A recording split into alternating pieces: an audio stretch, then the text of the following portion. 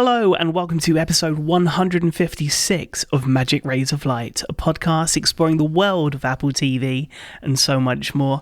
I'm your host, Sigmund Judge. I'm joined by my co-host, Devon Dundee. And, well, we're releasing this podcast one day later than usual, Devon. That's right. We're doing a little bit of time traveling this week. We're recording early Wednesday morning and releasing on Thursday. That is due to an embargo for Apple original film, The Gorge. We wanted to make sure we got to discuss that this week as it's releasing. But before we get into all that, Sigmund, let's time travel back to last weekend. One of the biggest cultural moments of the year. Of course, I'm talking about the Super Bowl and this year's Apple Music halftime show. Yeah, so this is the third year of Apple Music being in control of the halftime show at Super Bowl, with previous performers, of course, being Rihanna and Usher. And with those performances, lots of razzmatazz, bands, costume changes, fireworks. This year's performance from Kendrick Lamar was always going to be a little bit different, a little more raw, a little more stripped down. And if you know anything about Kendrick Lamar as a great penman, but also as a great artist, everything that he does, there's purpose. So you can experience his art on a surface level and nod your head and enjoy the music, or you can really dig deep and see some of the meaning and some of the messaging that is within his art. This was very much that as well. You know, an historic moment. This was the very first time that a solo hip-hop artist had headlined the Super Bowl halftime show.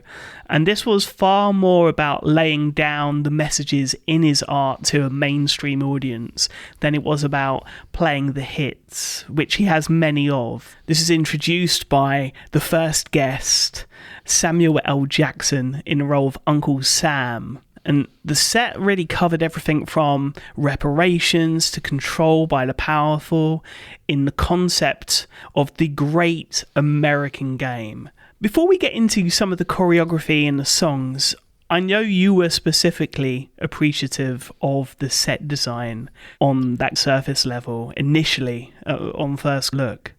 Yeah, from the very first moment, you get the flashes of the shapes that, of course, remind you of a video game controller, which I thought was a really cool concept and could be maybe even a reference to Squid Game, which is a show that we've talked about on here with the symbols, a reference to the rich playing the poor.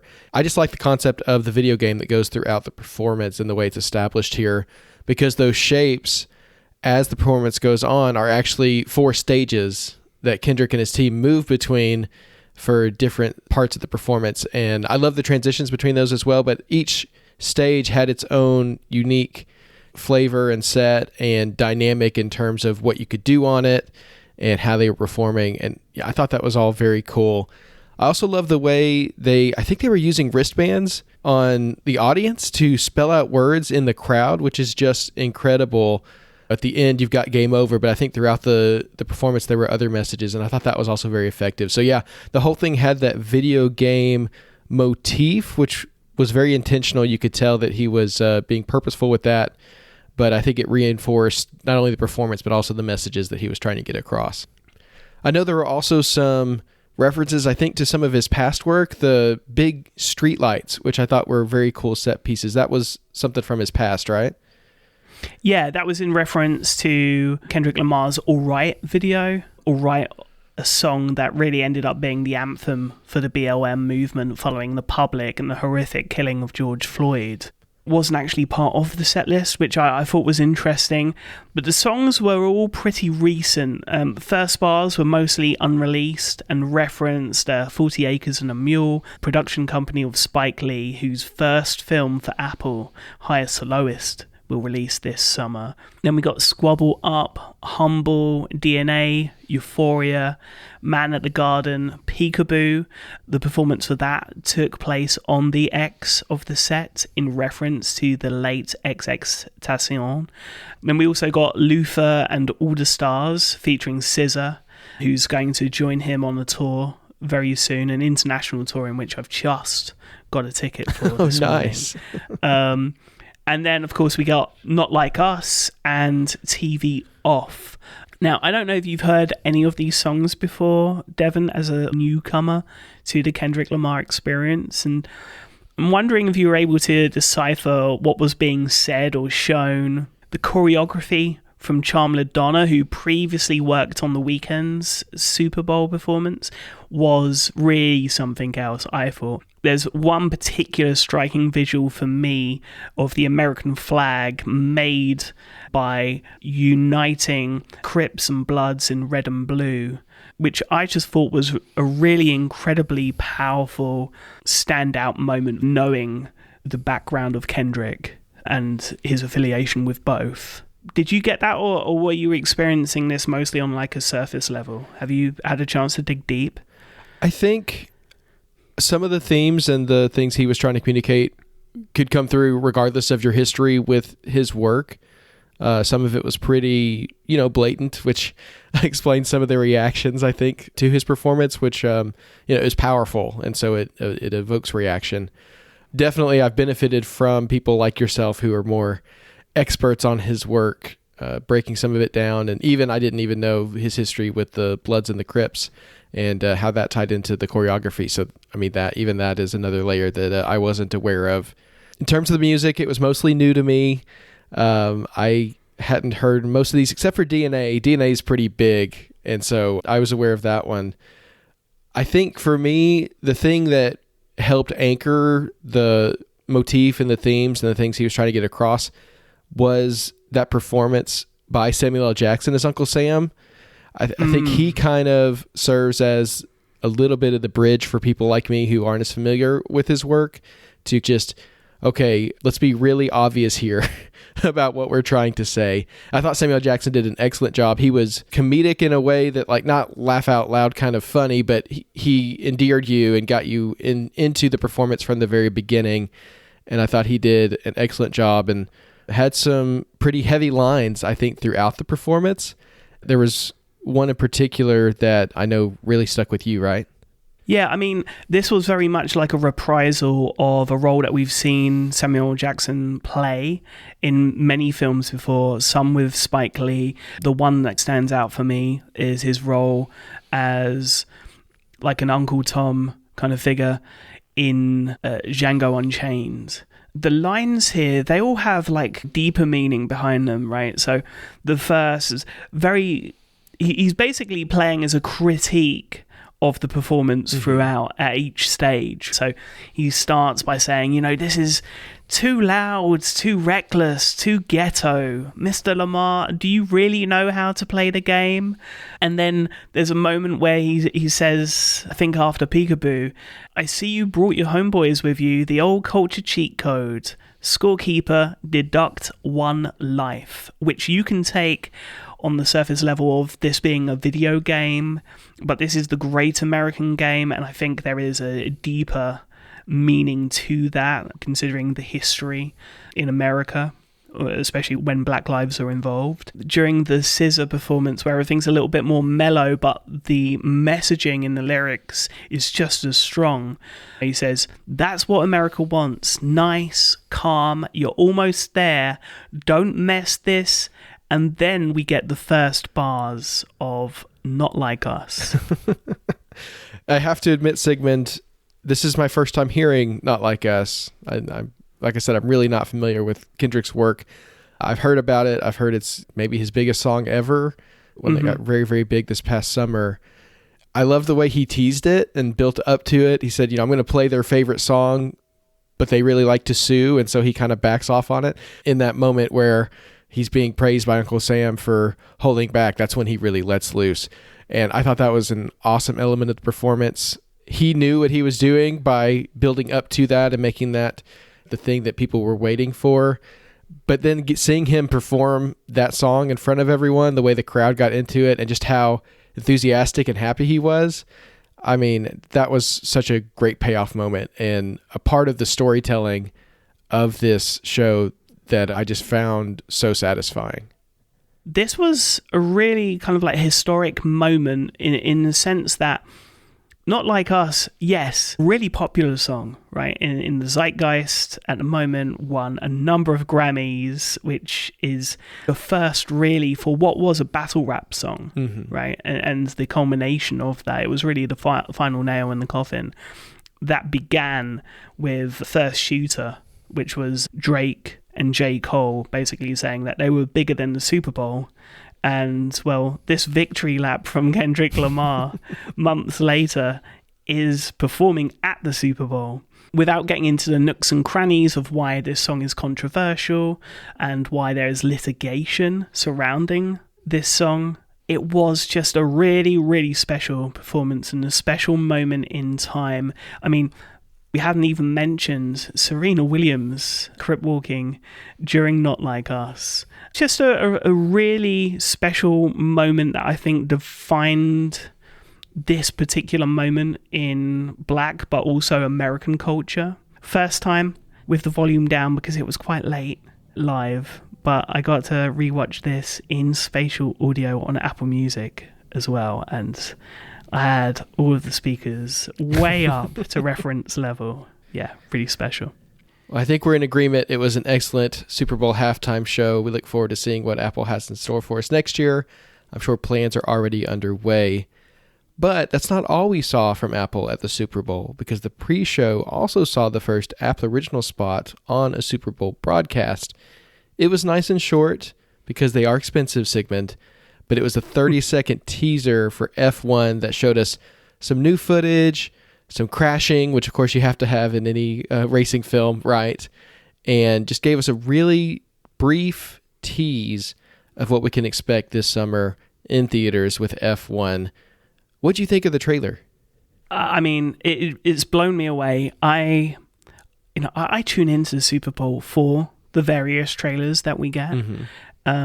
The one that always gets me, and it always seems to air on the Super Bowl, is whenever the next Mission Impossible film comes out. I'm a big Tom Cruise fan, big Mission Impossible fan. This had me gawping at the screen in exactly the same way. There are some incredible transitions in this, and the art of the trailer itself is something to behold. There's one transition about 20 seconds in which just had me on the floor, and I highly recommend that you rewatch it frame by frame. But yeah, explosions, a little bit more emotion. We're getting our first looks really at the main cast within that 20 seconds, even if it is for a glimpse. But yeah, I cannot wait for this. I completely agree with you. I can't wait either. It's going to be great to go out to the theaters this summer and see it. Of course, we're eagerly anticipating a full trailer for F1 in the coming months. But let's talk about this week, because we've got lots and lots coming up on the show this week. We're going to talk about your experience, Sigmund, working with Apple Vision Pro on set recently as a first AC. We've got the new Powerbeats headphones and how they could make a perfect Apple TV companion. But let's start with this week's premiere of Apple original film, The Gorge. 2 highly trained operatives are appointed to post in guard towers on opposite sides of a vast and highly classified gorge, protecting the world from an undisclosed mysterious evil that lurks within. They bond from a distance while trying to stay vigilant in defending against an unseen enemy. When the cataclysmic threat to humanity is revealed to them, they must work together in a test of both their physical and mental strength to keep the secret in the gorge before it's too late. I have new orders that require me to go dark for at least a year, maybe more. A special assignment in an undisclosed location. As an elite sniper, are you presently under any private or military contract? No, there's not a lot of reasons for me right now. What if I gave you a reason? There she is. West Tower Observation Post. Your home for the next 365 days. There is no outside communication here. What's that on the other side? That is East Tower. Contact with the other side is strictly forbidden. So what's the mission? To keep people from going in the gorge? No. You need to stop what's in the gorge from coming out. What the hell is that? The gorge is the door to hell. and we're standing guard at the gate.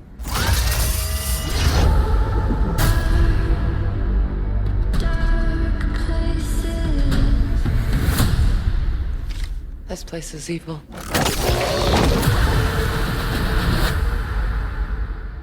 This film comes to us from Skydance. It's directed by Scott Derrickson, written by Zach Dean, starring Miles Teller, Anya Taylor-Joy, and the wonderful Sigourney Weaver. Sigmund, tell us a bit about The Gorge. Well, I'd say first off, lots of hype going into this, right? A sci-fi romance about two loner snipers from opposite sides of the world assigned on a mysterious mission to go dark for over a year whilst attending to their towers overlooking the gorge and keeping whatever's down there from coming out. Neither tower are supposed to make contact with the other, but being that this is being released on Valentine's Day and there is a romantic element to this mashup of genre, that was never going to happen, really, was it? No, that's just not how it works. You can't put two people in that situation and tell them, well, don't talk to each other. Just an introduction to these two characters. Levi, played by Miles Teller, is a former Marine sniper who struggles to contend with his past actions. He's out of work after failing a psych evaluation, and when we meet him, there's a deep sadness and loneliness to him that you can definitely feel throughout the performance. Drasa, played by Anya Taylor-Joy, also works as a sniper, but for Moscow, and she's also contending with the lives that she's taken. She only has her father to lean on, who we meet pretty early on in the film. So there's a lot of similarities between these two. I mean, they're in the same line of work. They're dealing with the psychological consequences of what they're doing. They may be working for, different groups, but at the end of the day, their experiences are very similar, and almost the reason that they get drawn into this job in the first place is because they don't have a lot of outside world connections. They don't have a lot going for them. They don't have reasons not to take off for a year. And with such a secretive mission, they really need someone who's not going to be missed when they just, don't turn up, go back to their apartment or whatever it is. And so there's just this unspoken connection between the two just by the very nature of this job that they've gone into and the requirements for it. There's just a shared history there that they already have and a basis that they can start with. It's kind of incredible, the first 40 minutes of this film, how little dialogue there is. We get the introduction of the job and getting to the job, but once they're actually at the towers, I mean, their predecessor leaves. They're the only person in their tower, and they're not allowed to communicate with anyone else other than a monthly check-in on the radio, and that's literally all the communication they have. I mean, I would lose my voice just not speaking for that long. And so really it plays out, their way they meet is completely nonverbal. There's no spoken language. Miles Teller's character Levi just happens to have a whiteboard, and Drasa has a seemingly unlimited amount of notepads for whatever reason. Yeah. These huge sheets of paper. Not sure exactly what she needs that many pieces of paper for, but the entire thing plays out over paper and Sharpie, holding up messages to each other, and mediated also through binoculars because this gorge is huge, so they can't even necessarily see each other with their naked eyes. So it's really interesting the way that they meet each other and the way that it has an impact on, again, like the sound of the film, the way it's just so quiet. But it's also a little bit parallel to the way a lot of people meet these days, online, where the way you get introduced to potential romantic partners through chatting and sending messages back and forth, where you may never see their face or hear their voice for several weeks or months as you're getting to know them. And so, yeah, I thought that was kind of interesting parallel and just a really interesting little meet cute for these two. Yeah, it's like a long-distance relationship, but not at long distance, right? I mean, it's the gorge is the distance.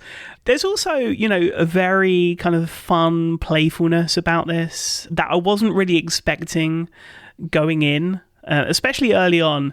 It is abruptly soured by a pretty jumpy scene that gives the first hint of a much broader science fiction picture with horror elements, which end with a hail of gunfire, which I just wasn't expecting. But it's really the chemistry between the two that I think is stand out early on, right? Yeah, for sure. And I would say this film's worth watching alone just for the cute interactions between them. Again, they have to be creative about how they communicate with each other, but it's really sweet seeing them meet and get to know each other in this way. And it's just a little bit of a fun ride to think about, okay, how are they going to, continue to deepen this relationship across the gorge? So this first act is very much about them meeting, getting to know each other, beginning with the messages to each other. But then, as we see in the trailer, it does eventually lead to a daring stunt on the part of Levi for both to be together, which works out until Levi's return to his tower goes horribly wrong. And that's when the film dips into a whole different genre. And a whole different world, both visually, atmospherically, and narratively. And this is when I think the film really comes into its own. You've got these foggy, mysterious, and overall desolate and creepy worlds where you truly feel like you've joined the two lovers into the depths of hell. But that's where this film reveals some of its more, I think, complex ideas that cover everything from the global military complex to ecological fears, these kind of drab purples, you've got these pulsating oranges and reds, the visuals of the gorge. We start off with very naturalistic tones, but once we go into the gorge, wow, things really, really change. There's a lot of different styles of genre going on here, and there's a lot of really interesting narrative strands at play here that I don't think you can truly explore in 2 hours and 10 minutes, but this might be something that I'm going through personally, Devon, because I don't think this was ever a problem for me before, but now with the likes of Severance, where we're literally picking everything apart, and even the Kendrick Lamar Super Bowl, we're looking for these deep layers. There's some really interesting things that are being explored here tonally, sci-fi, fantasy, romance. And I think it's surprising for a mainstream film like this, a bit of horror thrown in. My question for you being that I know you're not the biggest fan of horror films. Did you jump? Oh, 100% I jumped. Yeah, I mean, this film, like you said, it's covering a lot of ground, and sometimes it'll switch between your expectations very, very quickly. So there'll be an action scene, hand-to-hand combat or whatever, and then instantly you're back into the horror for just a minute. And it worked for me. I didn't ever feel like uncomfortable, but it definitely got my stomach, got me to jump a little bit, which I found to actually be a great addition to what they were doing between the action and the romance and throwing in a little bit of horror as well. There's some really interesting character design happening here as well, reminiscent of a number of video games, including Hideo Kojima's Death Stranding and Resistance Fall of Man from Insomniac. So if you're a fan of anything like that, I think you're going to find some elements here that you really enjoy. There's some elements to this that would make for a very great video game, or elements to especially the second and third acts that I think very much lean themselves that way. There's one particular scene that almost has a little bit of body horror to it. There's these faces in this yellow goop, and that made me, not quite queasy, but it definitely, that image stuck with me. Let's say that. But in terms of the character design, I think there's some very interesting stuff happening here that I haven't really seen on film before, and especially not in a film that's doing, romance, action, sci-fi, so many different things. I think the way they implemented some of the horror through the character design was very, very well executed. I want to talk next a little bit about sound design. I think the sound design in this is really, really special. Now, keep in mind that I have the privilege of seeing this in a home cinema, right? But I'm pretty sure if you were to watch this with AirPods or HomePods, you're going to feel at least some of what I felt. One of the kind of main pulls for me for this going in. And one of the reasons that I got hyped personally was the collaboration between Scott Derrickson and Trent Reznor and Atticus Ross, who currently cleaning up right when it comes to award season for their score in Challengers, which was a really quite an aggressive score. And so that was one of the main pulls for me as a big Nine Inch Nails fan for The Gorge.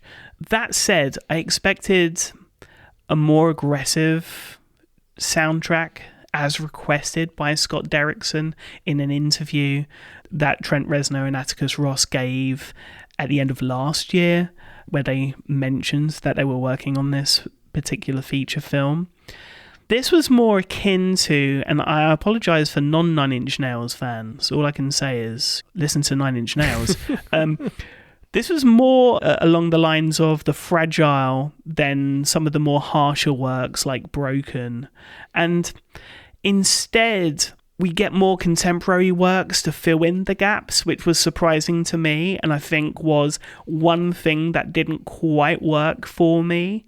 There are many levels to this film where the contemporary music works quite well, but some of it is a little bit out of place when you've got contemporary works being played in a world where it's just like desolate and there is no living, breathing civilization down there.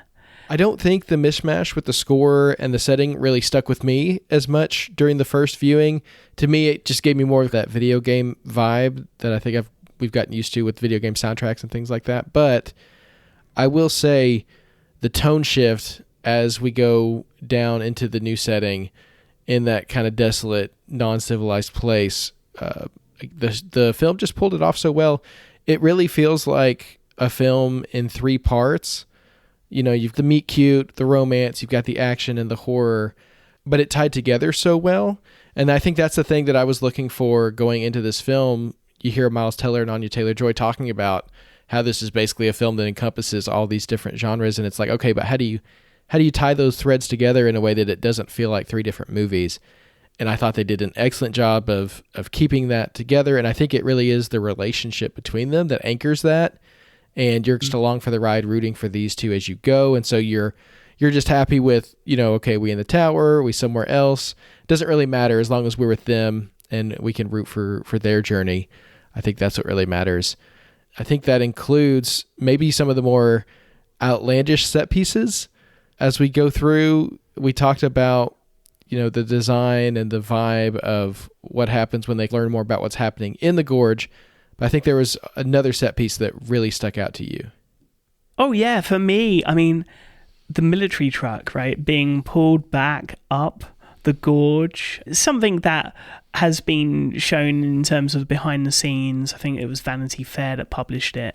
Truly hair-raising stuff. But I think the scene that will stick out to us both is the romantic meet-cute, where despite being secluded for a year, needing all their light sources to keep themselves alive with the impending threat of whatever's down in the Gorge, they decide to light every candle, I think, available. That particular scene, soundtracked by the Yeah Yeah Yeahs, but music, you know, does play such a big role in this film. Was there a particular song that stuck in your head for days and days and days? I love the soundtrack and the way that the music was used throughout the film, but I have to say Blitzkrieg Bop was stuck in my head all week long. Me and my family, we've all been singing it. I think it was just such a great choice for that moment, for the characters, and I think it's just like a pivotal scene with that song playing in the background. I thought that was very, very well done. Of course, there's other music from Devlin and Ed Sheeran, Twisted Sister, and The Dead Weather, so lots of great music throughout between not only the score, but also the soundtrack, and I think this is a soundtrack that I'm going to be listening to for some time to come. I guess we should wrap this up because there is so much that we want to say, but we don't want to ruin what's actually inside the Gorge, and so many other cool like set pieces and treats within this film. I will kind of give my overall thoughts and say that I think it tries to do a lot. I think in a lot of ways, tonally, it does a very, very good job at putting together what is a difficult job of bringing sci-fi, horror, and romance together and making it palpable for a mainstream audience. Not the best film I've ever seen, but for fans of the Resident Evil movies, that kind of thing, that's what I think you're getting here, maybe slightly higher brow. Yeah, I think that's a good way to put it. I wouldn't consider this like a prestige, award bait kind of film. That's not what they're going for here. This fits more in line with Apple's strategy of trying to go more for the mainstream and put out films that have the potential to appeal to a really wide audience. If there's anything groundbreaking about this film, I'd probably say it's just the way it navigates the genres in a way that I think can appeal to a lot of different people. I think this might even work better as a streaming film than in theaters, although some of the action scenes I would love to see on the bigger screen. But I feel like this is the kind of movie that has a lot of potential for couples on Valentine's Day, of course, with the romantic element, but also like group gatherings. I mean, you get people together who maybe don't love, rom-coms, but they can get into the action element. And then there are people who are looking for the romance. This is one that I think could appeal to a really wide audience and find a mainstream audience, and that's what I'm hoping for. So it's an enjoyable film, one that I definitely recommend people check out, and I think it's one that can be enjoyed by a lot of different kinds of movie fans, which will hopefully be to its benefit once it releases. One last question. Do you see sequels in its future? Ooh, that's tough. If a film is successful on Apple TV Plus, it seems like they're willing to do sequels. Plot-wise, we'd have to see how they finesse it and work that out, but I wouldn't mind spending more time in that world if there's a story to tell there. What about you? Yeah, 100%. I want to be able to spend more time with these two characters for sure, and all of the kind of mysterious governmental stuff that's going on in the background. The Gorge will premiere this Friday, available across all of your screens on Apple TV Plus, and I think you'll have a blast watching it. So that's what we've been watching over the last week. But Sigmund, you've also been behind the camera on set for a pilot for a potential project being pitched to a couple of streamers. Is that right? Yeah. So, very small budget. Very small team of local independent filmmakers trying to make something happen and bring, a story to life. It's something I've wanted to do and had been in the planning stages for some time, and I've been quietly getting an education, visiting various productions in between various life obligations like we all have, Really, I've stepped it up a gear since my heart attack last year. Really trying to put into practice the sentiments that I raised on the first episode of this year, and that was to make something beautiful, something timeless, and something that's going to last, and really wanting to dip my toe into this side of the business and not just talk about things but make things as well. All right, I've been really curious to ask you questions, and I've held back so we could talk about it on the show, but I have to know, when did this take place and what were you actually doing on set? What was your role? Yeah, so the shoot took place last weekend in North London, and I took the role of first camera assistant, which actually comprises of two roles. You're in charge of the camera and making sure that everything is ready from a technical standpoint on set, so lots of walking around, making sure and double and triple checking everything's right. And then once everything is ready to go, you're focus pulling, which is somewhat of a choreography on set between, the on-screen talent, the camera operator, and then yourself. So essentially you're making sure that the focus follows the narrative as you're, pulling focus and following what's in front of you, whilst also trying to take into account the director's intention. So with all of that, it was pretty daunting. I think the really interesting thing about this role, which honestly we hear about, but I don't think we ever, we mention directors and producers and DPs, but we never really give a first camera assistant their flowers, really. This is a role that honestly, with all of the fears of AI, it's probably the one position on set that needs a natural touch, as everything happens is so organic, and each take can be slightly different and nuanced, unless of course there becomes a moment in time where acting talent are replaced by robots. But then who's really watching those films, Devon? So pretty daunting, but a really exciting experience, this time with a twist. And that's why we're talking about this, because I used Apple Vision Pro throughout. That is very cool, and I want to hear all about it. Of course, we know that Apple Vision Pro is slowly making its way into film sets. I think the most prominent example we've heard is John M. Chu with Wicked. Apple really made a big deal about the fact that he was reviewing, I think, post-production special effects, especially on his Vision Pro, and giving feedback to his team. Now, of course, the Vision Pro came out pretty far into that film's production, so it wasn't a part of the full process. But based on a photo that he shared recently, we get the feeling that he's giving more of these to his team, and that it's going to play a bigger role in the production of Wicked for Good, which is very cool. I hope Apple will continue to cover how he's using Vision Pro on his set. But I believe the Vision Pro served a different role for you. So my question is, was this your first time as an AC? And was this your first time using the Vision Pro for this sort of thing? This wasn't, but it was the first time on a project like this, and the first time using Apple Vision Pro to pull focus where there were real stakes involved. I wasn't just kind of practicing.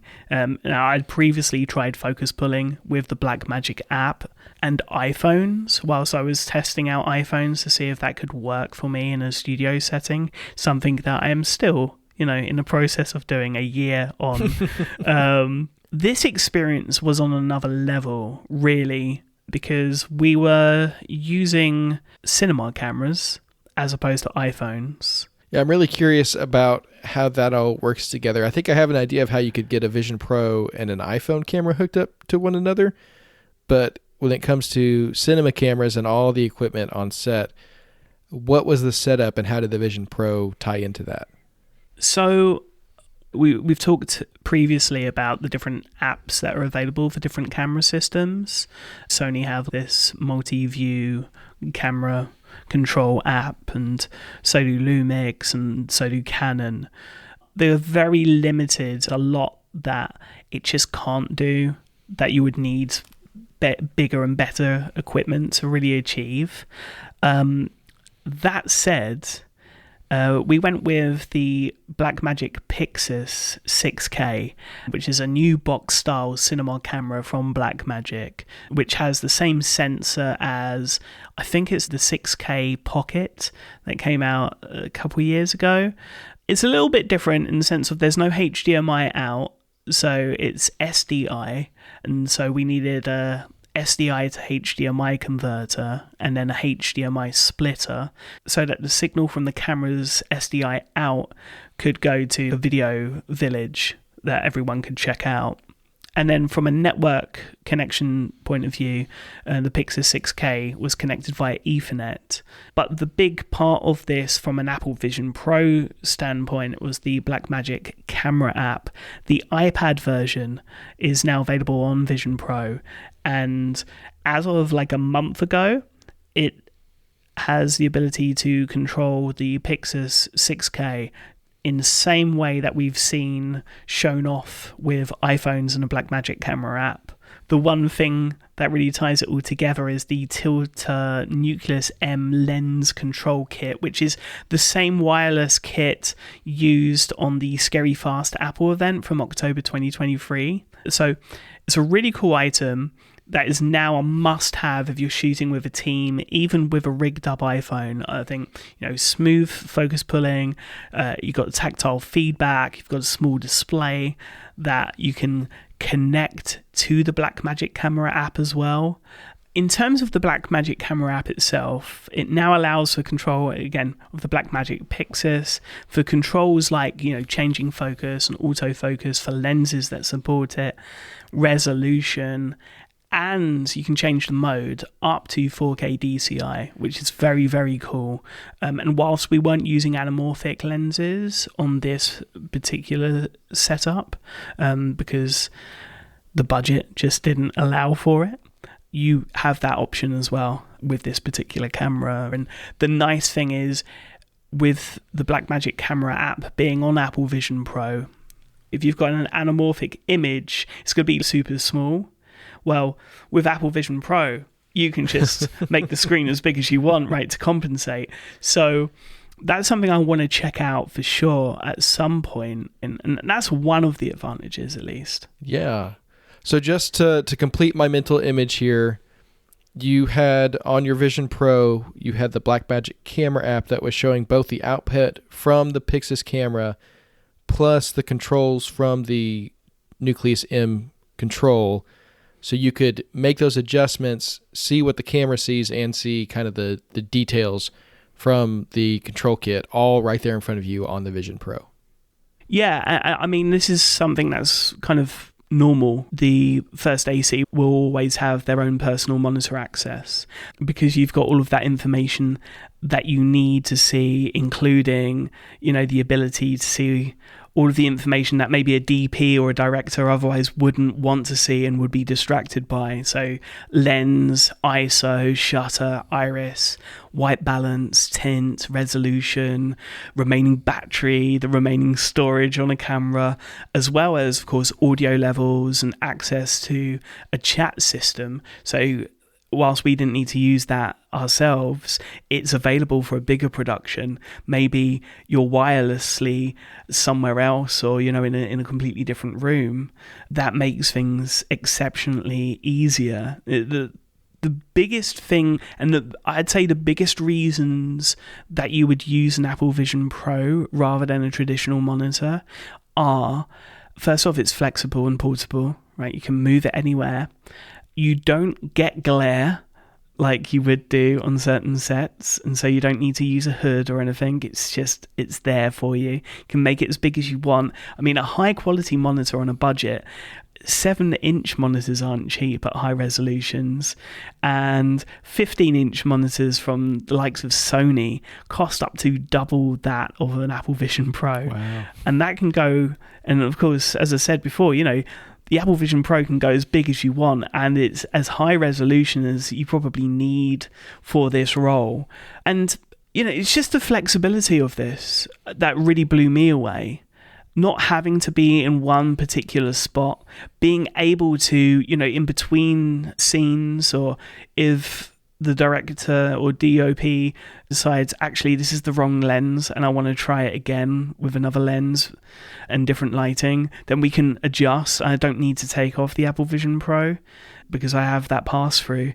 I'm able to just get on with that element of the role as well. So I was just absolutely blown away. I would say it's going to take some adjustment in thinking for people, because there were a few people like, what is he doing?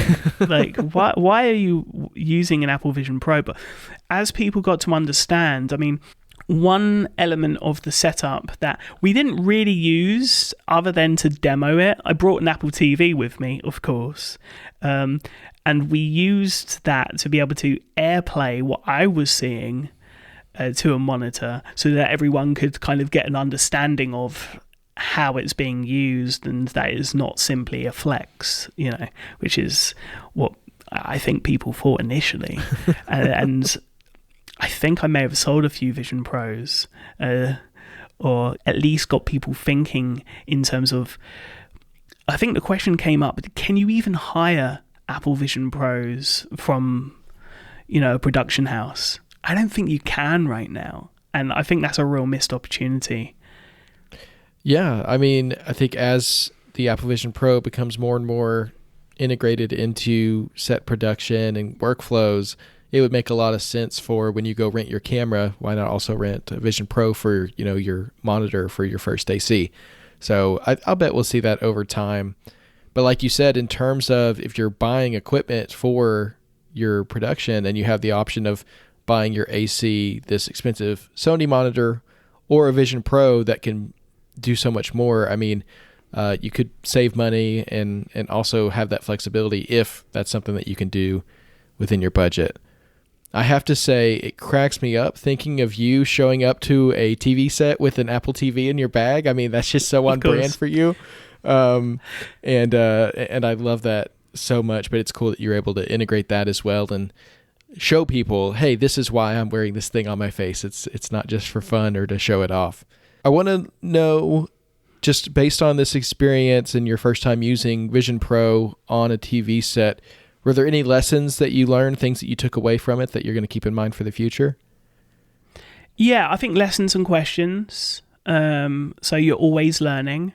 I now understand a little bit about how important the developer strap will be when taking this idea and running with it for immersive video production, but also that whilst a bit out of the box, this is the way to go, I think, in the future. And I think more people that open their eyes to it, even mentioning this concept on social media, I got a lot of filmmakers following me and asking questions. So I think this is definitely the way things are going to go, and I don't think this is going to be like a weird use case in the very, very near future. Even for, as I say, this was a 2D production, not an immersive production. I'd also say, normally a cinema camera would have a complete wireless system that could transmit the SDI signal to Video Village, and one of those signals normally goes back to a focus puller and their own personal monitor. Vision Pro eliminates that hardware, and we hadn't even thought about that and actually hired too much, which also, isn't a bad thing in that situation.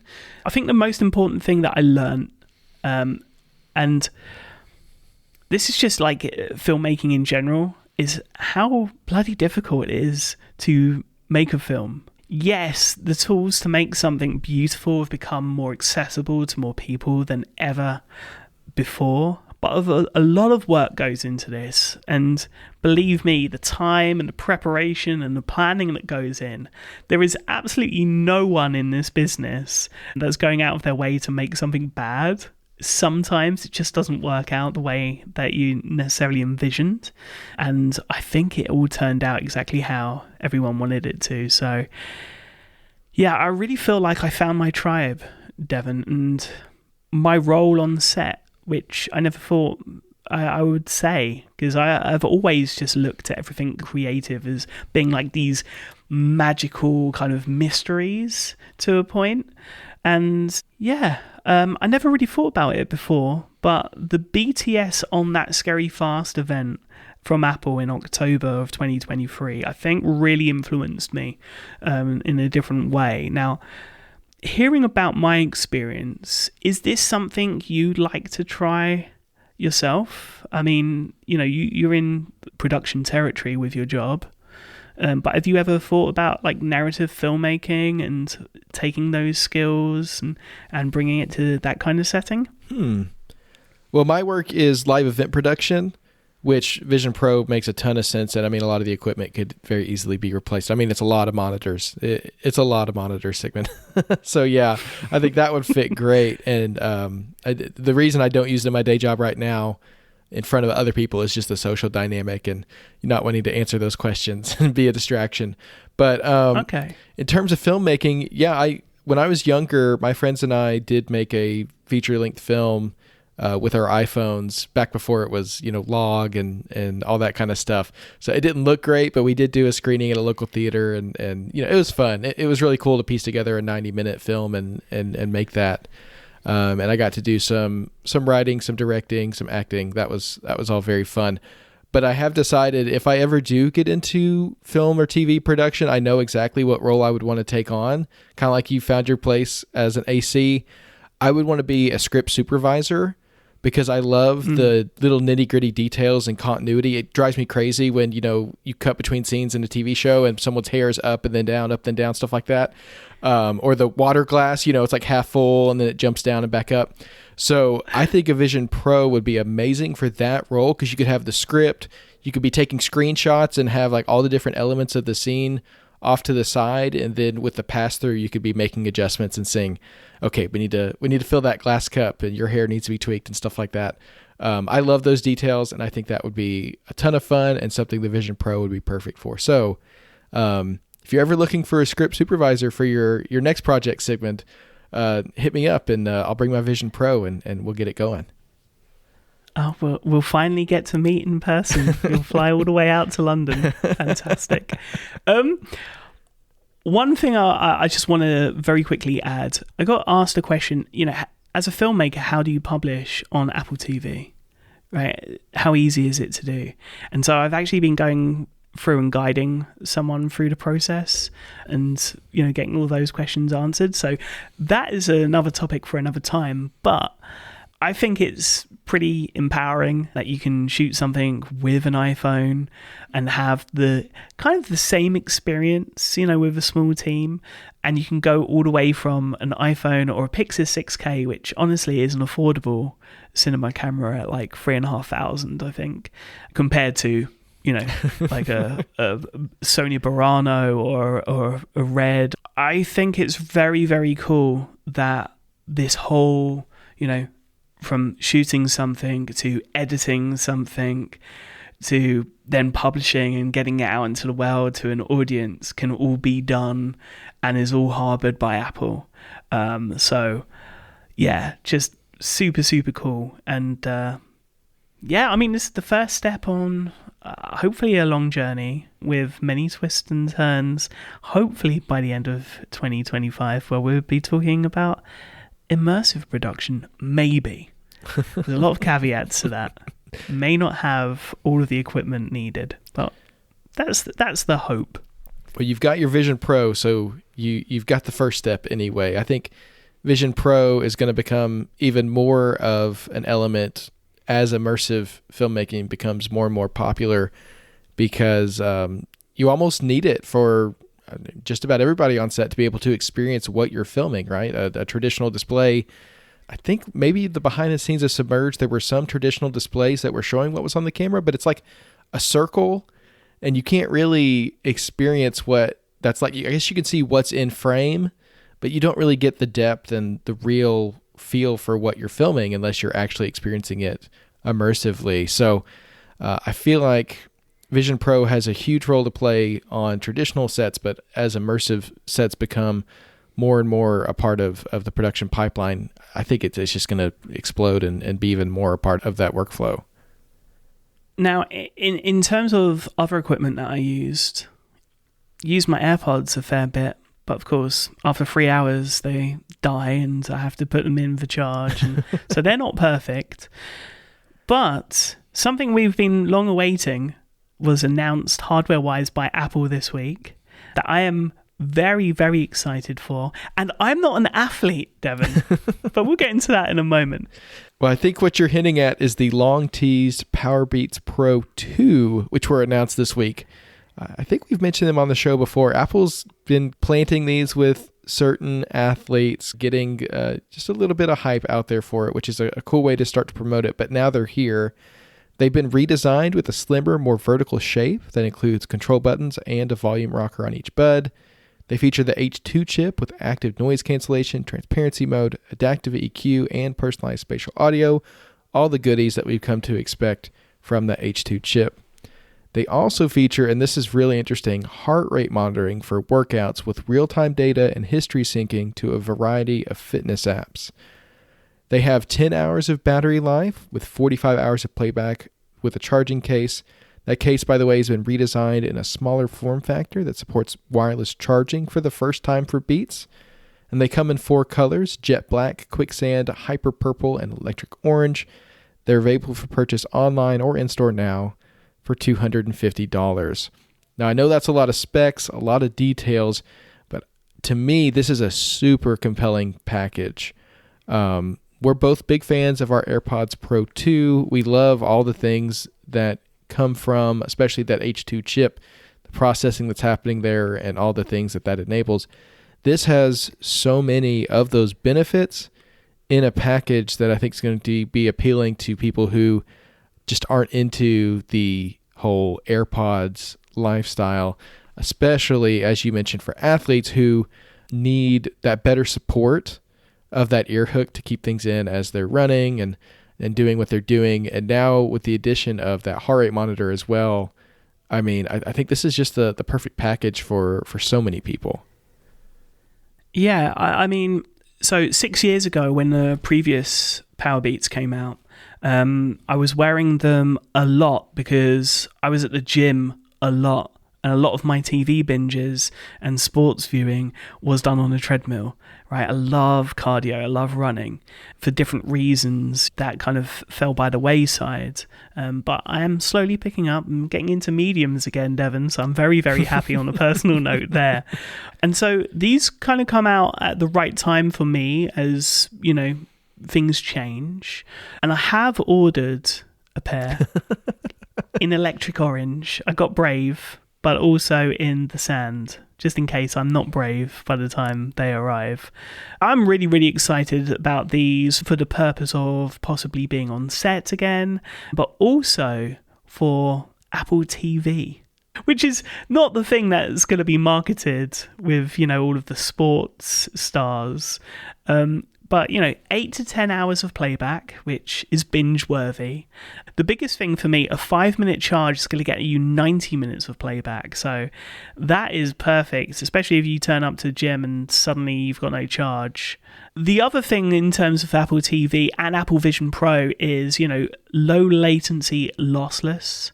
So you're going to get the spatial audio and you're going to get all of that syncing as well. Again, perfect for a 2-person binge. 2 pairs of these connected to an Apple TV or, you know, mix and match with AirPods Pro or AirPods Max. Just very, very cool. The one thing that I am a little bit sad about is this watch-free heart rate monitoring. It's very, very cool for people that are using it for workouts, but this is like passive heart monitoring in the sense that unless you're in a workout, it's not going to be checking your heart rate, which I thought was interesting and a slight limitation. The other limitation being that right now, and this is something, you know, kind of going back to what we were talking about the other week in terms of the hardware and the service is not really feeling like it's a all-in-one strategy between the different groups within Apple. You can't use these right now for Apple Fitness workouts, which blows my mind. So I don't know if it's a limitation because, of course, Apple Watch is what Apple would prefer people to use for workouts, and this is like a go-between, so to speak, because it does work with the Nike app and a number of other third-party apps. The only thing I can think is maybe they're holding off on this feature until AirPods Pro 3 come, and when they do come, my first thought was, how amazing would it be if I can just have my earbuds in my ears, go to the Apple TV, and because they're already connected to the Apple TV, it's going to know who's wanting to do that workout, and it's just going to do it without that startup connection screen and make things a little more seamless. So, I mean, that's the hope, but right now that's not the reality. Yeah, I think this heart rate monitoring rollout is going to be a staged one. Beats is a company that, while they are within Apple, they're also very focused on third-party integrations in terms of making their devices work well for people on Android. And when you're talking about athletes, you've got Peloton and all kinds of other apps that you want to integrate with. So it's interesting that Apple Fitness Plus wasn't in that first round, but I have to imagine that it's coming. Regardless, I think this is really exciting for the future of AirPods. Seeing Apple enter the health space with earbuds, even though it's through Beats right now, I think this is going to be an awesome addition to AirPods when it does come. I'm so tempted to pick these up, Sigmund. I had the original Powerbeats Pro for a long time. I loved them. I hated to part with them, but when AirPods Pro came out, I got enticed by the noise cancellation and those features, which are now a part of the Powerbeats Pro 2. So I'm going to rock my AirPods Pro 2 for now, but I think what I'm going to do is when AirPods Pro 3 come out potentially this fall, then I'll make the comparison and, you know, see if I want the new and shiny or if the Powerbeats really are for me. I love Beats branding. I think it resonates with so many people, athletes, but also just, just people who like to have colors and a little bit of a different style with the things that they wear. So awesome product released this week. and a lot of fun to talk about. Now, Devon, you may obviously need to rebudget by that time, because at that time there might be an interactive lamp to purchase. Yeah, this video that came out and has been making the rounds this week is absolutely wild. It comes from members of Apple's machine learning research team, and it's called Elegant, which is a concept for expressive and functional movement design for non-anthropomorphic robots, which means, robots that aren't humanoid. The paper and accompanying video showcase a robotic lamp/projector/speaker, really cool little device that resembles Pixar's iconic Luxo Jr. mascot. It really does look like if you took that thing and made it in real life, that's what it would be. The device uses expressive movements to convey intention, attention, and emotions while performing tasks, creating a more natural interaction with the user. And while this is a concept and not a product, it could be an indicator of the design considerations being used in Apple's development of its rumored smart screen with a robotic arm. If you haven't seen this video, I highly recommend checking it out. We'll link it in the show notes. The way this little thing works, first of all, it's not a product, but I would love something just like this because it's very cool. It's just like your little buddy chilling out on your desk. The way they've programmed the personality into it, the way it'll look at you sometimes to kind of confirm what you're wanting it to do. I think the one that got me the most is when you tell it that you want to drink more water, and so throughout the day it'll just nudge that water glass towards you with its nose, like a little dog. Absolutely amazing. I really hope elements of this are included in Apple's future robotic home product. And regardless, just seeing this in the real world felt like a cartoon come to life, and it gave me that sense of whimsy that technology can do sometimes. And I just loved it. Devon, there's going to be a time where we're going to be posting pictures of our pet lamps on social media. Yeah, I mean, I posted a picture of my dog the other day, so maybe I'll do the dog with the lamp at some point or something like that. Now, with regard to entertainment and hardware, a little bit of a rumor, and I think it's an important one to recap. Sonos. We've talked about the possibility of them having a TV box coming. We got some details from The Verge's Chris Welch, who, of course, is the Sonos insider over there. The project is codenamed Pinewood.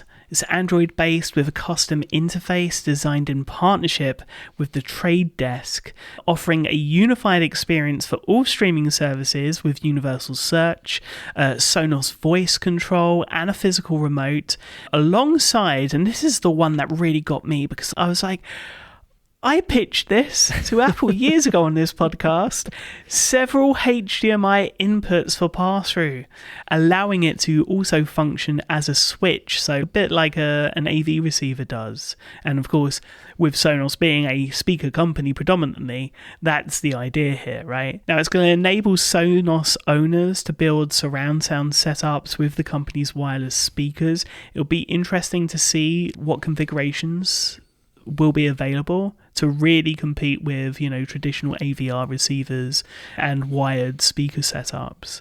It's going to have gigabit Ethernet and Wi-Fi 7, and it's going to cost between $200 and $400.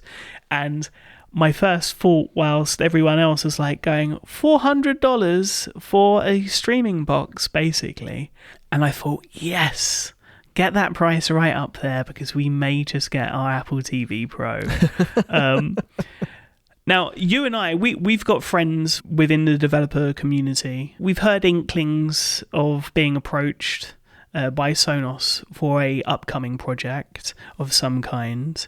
That's all we know. So it's interesting to see that Sonos might be reaching out to that community as well and really looking to plant their foot in this world, which I think, Apple TV has dominated until now, at least in terms of quality and not necessarily sheer numbers. What are your thoughts on this? I am really intrigued by these details. To me, it indicates a little bit of a shift in the trend for streaming TV hardware. What we saw for a long time was a race to the bottom. $10, $15, maybe $35 for like a really, nice streaming stick or whatever. And smart TVs have basically upended that market to the point that, now people just have it built into their TVs and they don't really need those cheaper streaming sticks. So that makes opportunity for innovation on the higher end for people who want to go beyond that smart TV experience and get something more premium. So I agree with you. This is exciting in terms of not only the product itself, which sounds intriguing, but also the potential to push that market up a little bit and create room at the higher end for these nicer, more premium products. I mean, we've seen Google move away from Chromecast towards the Google TV product, which is, I think it's $100. It's not, outrageous, but it's moving upwards. And this includes a lot of elements that we've talked about hoping to see at some point with Apple TV.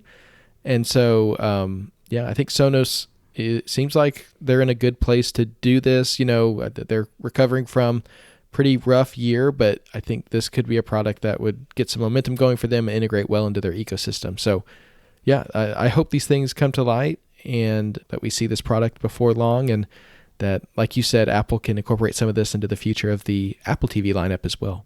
Now, we talked a lot of Vision Pro, but we're going to just very, very quickly here from an entertainment point of view, not from a productivity point of view, which I can't believe it, actually, Devon. I ended up talking about Vision Pro from the productivity element, which is your jam. But a new Vision Pro cover from dbrand aims to protect the device whilst it's being worn and is now available for purchase. It's designed by Carl Goodrich and is an aperture polyurethane faceplate that's covered in holes that allow the Vision Pro sensors to work as expected whilst its glass and body are protected. The cover is available in black and orange for $49. It's super, super ugly, but does also come with a matching battery holster for $69. And I say it because I'm not even sure how practical this is, because really, if you're protecting the front of your Apple Vision Pro, the thing that you want to protect the most are the cameras. No? I think for me, I'm a very clumsy person, and so I want to protect the entire glass from bumps and shattering. So I could see how this would be a benefit. At the same time, the trade-off is extreme because you're already wearing the Vision Pro, which is, a choice in and of itself. And then you're adding this, is it tryptophobia that people have, the fears of the holes? I mean, you're just inviting criticism and people to just run away from you if you're adding this. It's a cool concept. I mean, I like the idea of protecting the Vision Pro while also being able to wear it. But the look of it, it definitely instills some fear in me personally. And you don't even suffer from trypophobia. Not that I know of, at least not until I saw this. But I could see the benefit of protecting the glass. I mean, I've got AppleCare on my Vision Pro. It's still an expensive fix if something happens to it. I'm very aware of my surroundings, or try to be, without my peripheral vision while I'm walking around with it. But if you were to bump into something, this could potentially absorb the shock of it and protect that front glass. Onto something that I think is going to reach, universal praise when it comes to Apple Vision Pro. Something we got to experience last night before recording. NBA, their app has released a tabletop mode in alpha. It began as a preview last night with 2 games for NBA League Pass Premium subscribers, in which I am one, and we both got to check this out. Really interesting because it displays the game in a tabletop view that's synced in real time on Apple Vision Pro. So to give you an idea, you have the court right in front of you, and you've got these little players walking around, and it looks like a video game, and it looks like it's pre-rendered, but this is all in real time. And whilst I didn't have any sync issues myself, I was able to see the main TV broadcast in front of me, and then I could look down and get a better view of really the game at hand, right? I could see where everyone was positioned, where everyone was going, and also started to see like patterns in play that you just don't get with all of the razzmatazz of close-ups and adverts and shots of the crowd and that kind of thing. So this was really, really cool. I understand how like there was that F1 app that had like this tabletop view where you could follow the cars going through the track. I understand how that was done because it's cars and technology. I have absolutely no idea how they're doing this, tracking humans to the point where they're arching or, you know, their ankle might turn, or it is out of this world. It really is. This was a concept we saw in the initial Apple Vision Pro reveal as part of Disney's involvement with the Apple Vision Pro as like a release partner. And I remember I personally had this thought that, okay, that's a cool concept, but how could they ever actually pull this off? And now here we are a year later, and it's real. It was sitting right in front of me last night. Absolutely. Just, it felt like putting on the Vision Pro for the first time and having that experience of like, how is this real?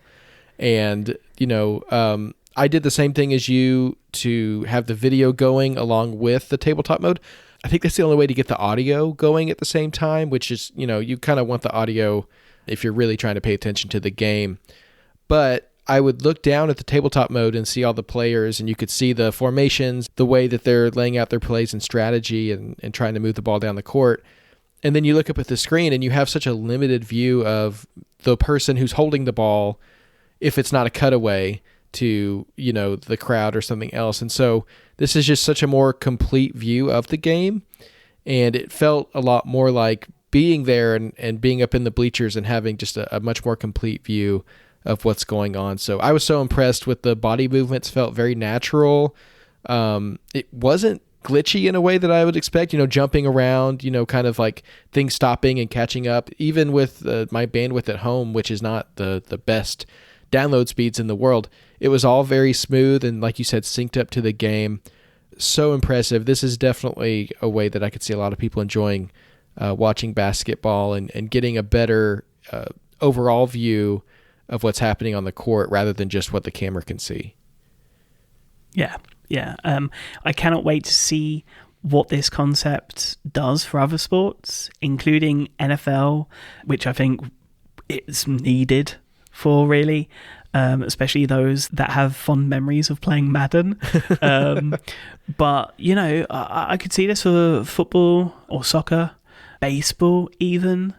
It is, again, outstanding stuff.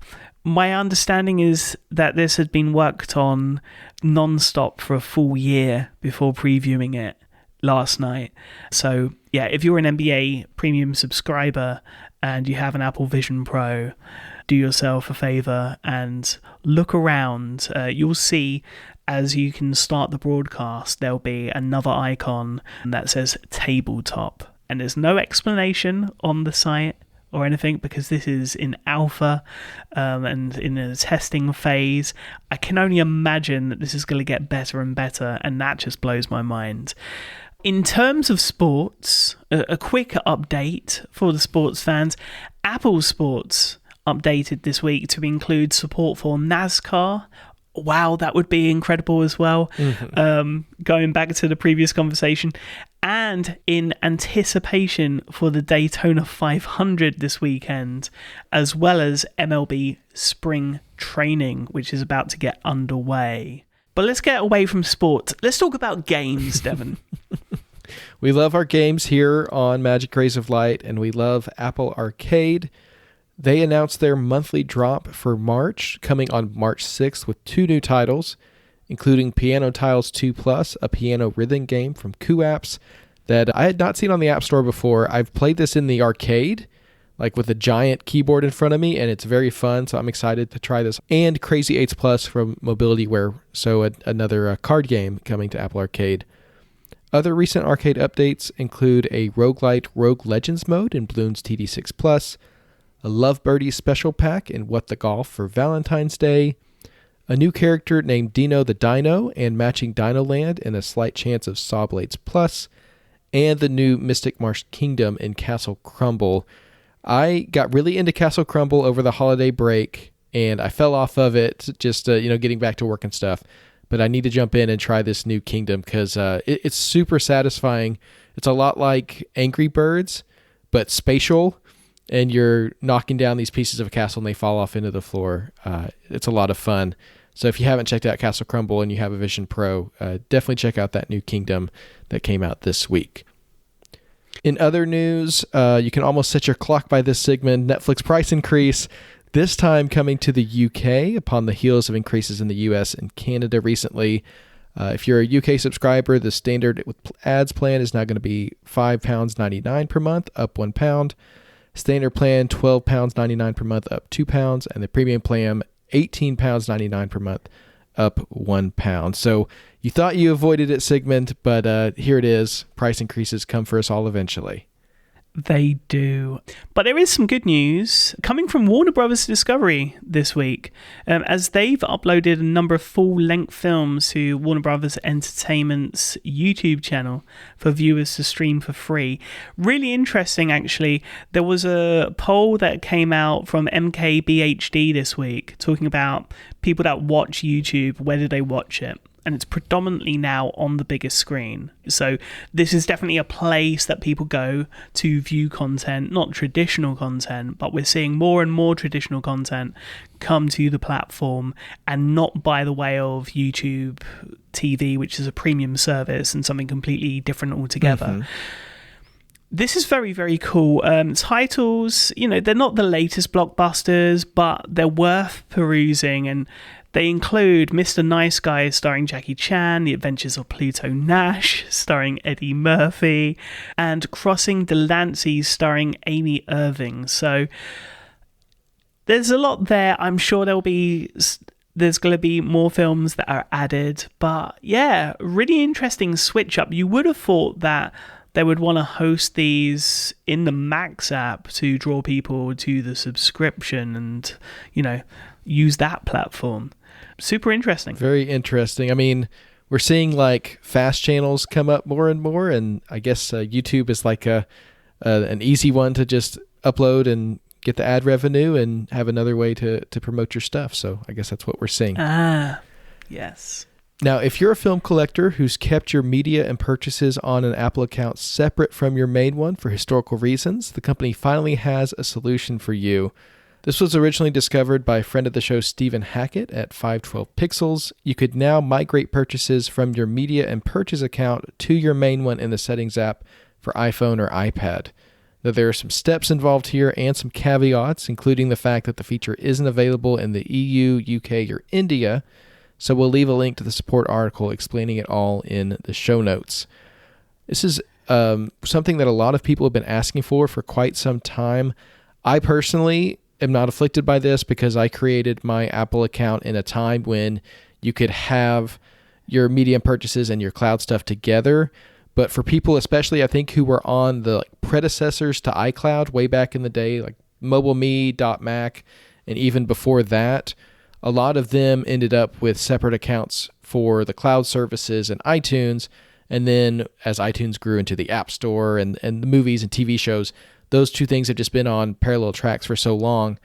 And Apple's allowed you to sign into those two separate Apple IDs on your devices for a long time, so you could take advantage of both. But there's been no permanent solution for reuniting them until now. So I think a lot of people are going to be very happy about this, to have a solution. And I'm glad to see that Apple's done this and just seemingly out of the blue just dropped it on the support site, said, here you go.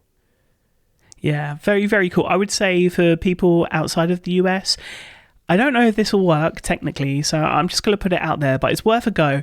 Try adding one account to the other's family sharing plan, and everything should be able to merge well, I guess not merge, but at least you've got access to the other titles from the other account in the TV app. Yeah, that's been the traditional approach so far, and this replaces that for people who are in regions where you have access to it. But yeah, that continues to be a way that you can also get those purchases available if the signing into the two Apple IDs doesn't work for you.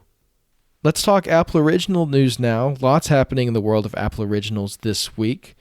In terms of releases, French language drama series Carême will make its global debut Wednesday, April 30th on Apple TV+. Created by Ian Kelly and David Serino, based on Kelly's biography Cooking for Kings, the series stars Benjamin Vasson as Antonin Karim, the world's first celebrity chef, who rose from humble beginnings in Paris to the height of culinary stardom in Napoleon's Europe.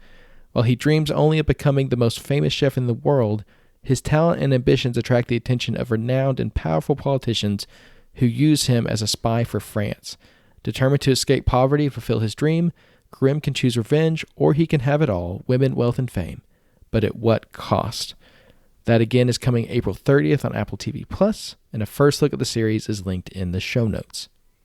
Apple has also ordered a new song battle series. It's called K-Popped from executive producer Lionel Richie and Mickey Lee. It's starring Psy and Megan Thee Stallion, with the 8-episode series featuring Western icons reimagining their biggest hits in collaboration with top-tier K-pop idols to deliver spectacular battle performances with a live sale-based audience picking the winner of the best new K-pop song. Nice to see Psy back after many years since Gangnam Style, but I'm sure very, very popular for other songs in other regions. But yeah, super cool. Yeah, and Megan Thee Stallion was one of the judges on a show I really enjoyed on Max called Legendary, so I'm excited to see her kind of back in the music competition space. I think that's going to be awesome. In production, filming for the 3rd season of Shrinking has kicked off this week in Los Angeles, as revealed by series star and music supervisor Kristen Miller on Instagram. So very, very cool to see them back up and running after everything that Los Angeles has been through, and really, really cool to see that there isn't a shift in where they're producing. So very, very cool there. And then author and series creator Blake Crouch announced on Instagram that Dark Matter Season 2 has also begun filming, this time in Chicago, the Windy City. Finally, 12-12-12 is set to film this summer in Budapest. It's a cat and mouse crime drama that stars Anthony Mackie as an FBI agent attempting to track down the mastermind behind a big heist, played by Jamie Dornan.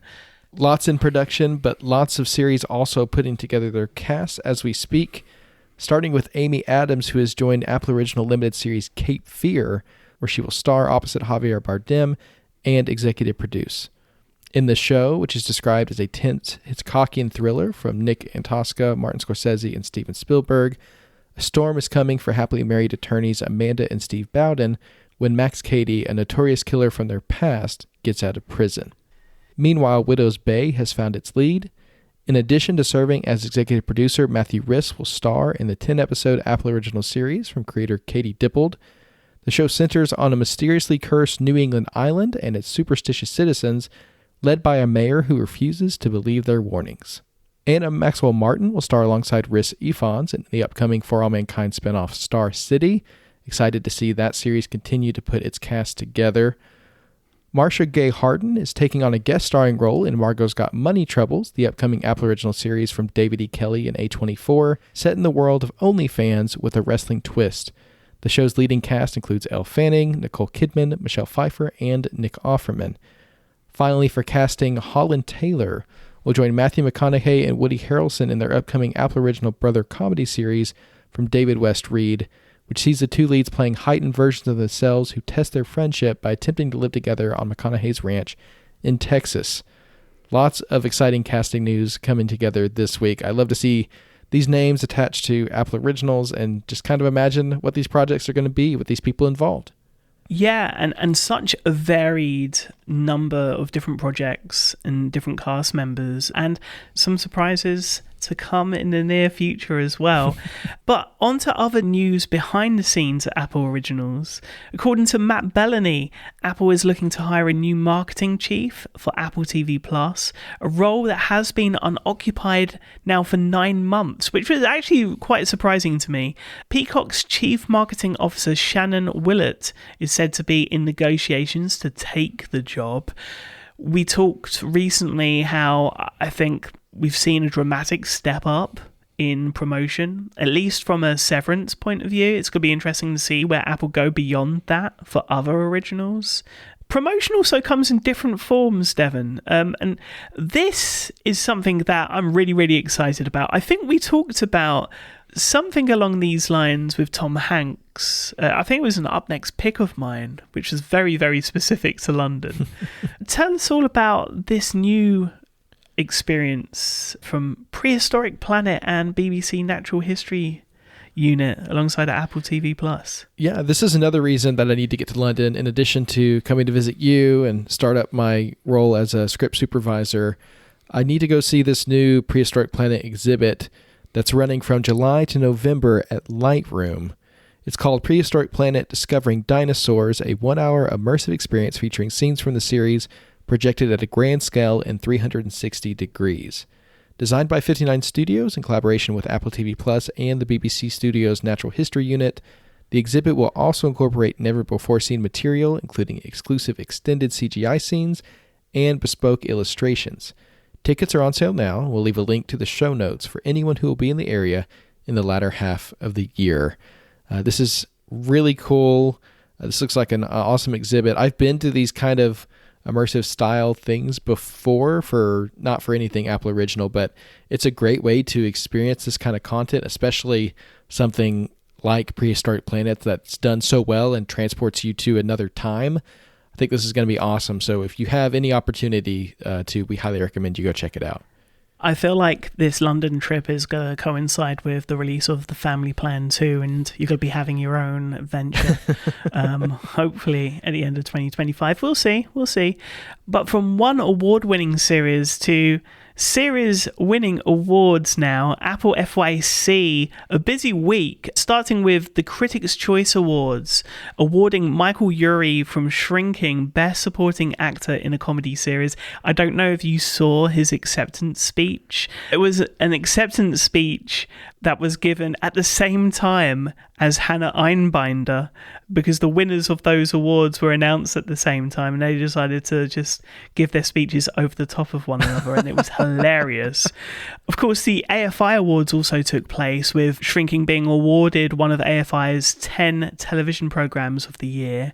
And then we also got the PGA Awards, with Steve Martin, a documentary in 2 pieces, winning Outstanding Producer of Non-Fiction Television, awarded to Morgan Neville, Megan Walsh, Charlize Holmes, and Caitlin Rogers. So very, very cool there. And no doubt, Devon, this week's releases are going to have some more award contenders in the near future. Oh yeah, I'd say so. Mark down these names when it comes time for award season for TV.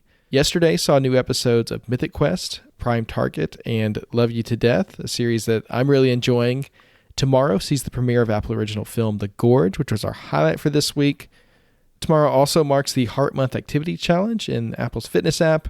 Close your exercise ring to earn a special badge and awards.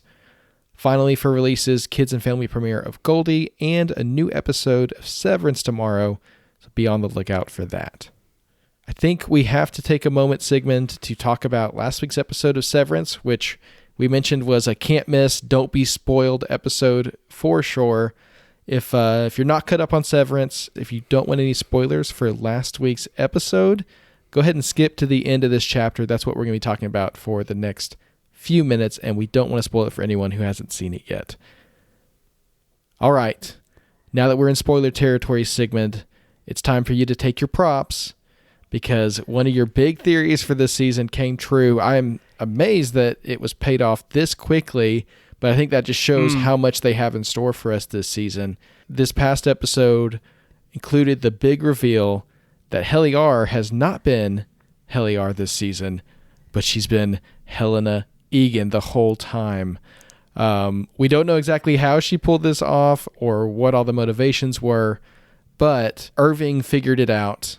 He took that Night Gardener little tidbit from her story in the first episode and eventually followed it all the way to the truth, forcing Helena and Milchick to reveal the ruse that's been going on. Incredible scene. John Turturro is getting so many props. Well deserved for his performance this past week as Irving. Just incredible. And the whole episode, I have to say, really just a standout among a show full of standouts. The performance from Britt Lauer is out of this world. And it's also subtle as well. There's that scene where, she pops her head into the tent where Irving is, and Irving asks a question, and he's very, very persistent. And there's this subtle change where Helena knows that she's been sussed out, and her smile and her eyes change, and it is one of the standout moments in television for me. Honestly, you look at every episode leading up, and I think it was pretty clear that this wasn't Helly. As well acted as it was, there was enough there, if you were really paying attention, to work it out, including earlier on in the episode where Irving says to Helena, "Hey kid," and she doesn't reply with the quip, "What's for dinner?"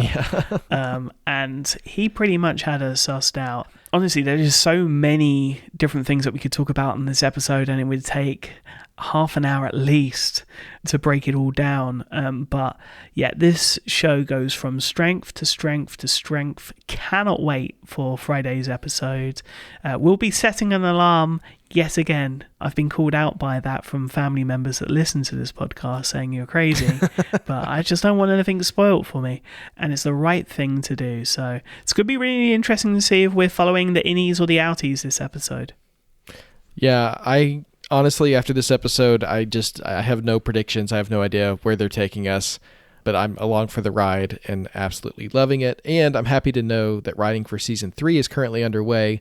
So that process has begun, and hopefully between seasons 2 and 3, there won't be quite as big as a gap as we had between seasons 1 and 2.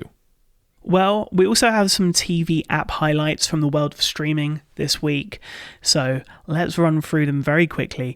Movies, now available, Better Man. This is the Robbie Williams story, a former boy band member turned UK solo pop sensation, with Robbie Williams replaced by CG Monkey, with one epic dance sequence not to be missed.